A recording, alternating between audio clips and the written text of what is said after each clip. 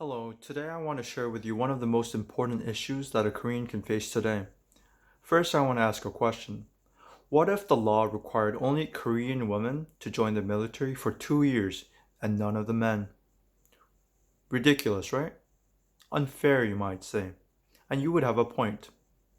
Unfortunately, we do face this exact situation, just with the genders reversed. In 2020, South Korea, all men ages 18 to 28 are required to serve in the Korean military, whether they wish to or not, unless they have a physical or psychological disability.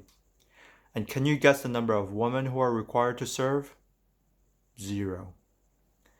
In today's speech, I will present to you the legal, ethical, and practical reasons why women should serve in the Korean military.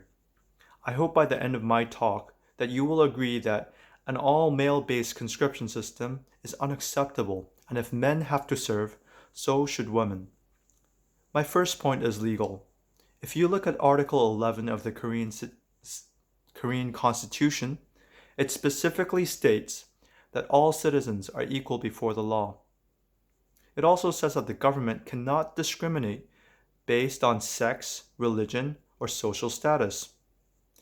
The military responsibility part of the law is clearly stated in Article 39, which says that all citizens shall bear the responsibility of national defense. So if all citizens are required to defend the nation, then why are only the men required to join the army? Are women not citizens? My next point is ethical. If you want a fair society, you need an equal distribution of responsibilities. If women enjoy the full benefits of citizenship, then why do they not share one of the most important responsibilities? This responsibility, which all healthy men bear, is a 2-year commitment which many men see as a major sacrifice of their time. Now, I am aware that women suffered a lot of discrimination in the workplace and also at home in Korea for most of its history until recently. But in the same way that discrimination against women based on gender is wrong, so is gender-based discrimination for men. My last point is practical.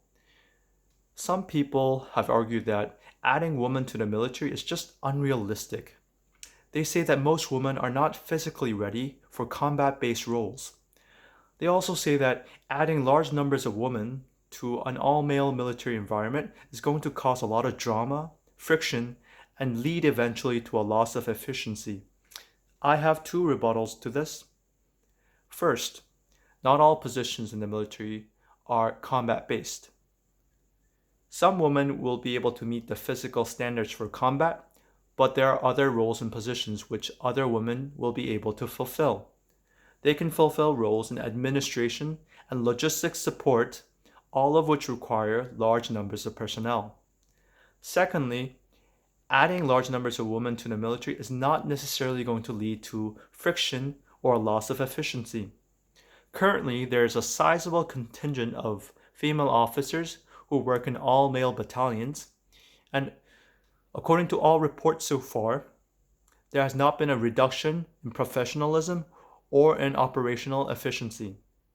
If you are still concerned that adding women to the military is going to cause problems due to gender dynamics, then there is an easy and practical solution.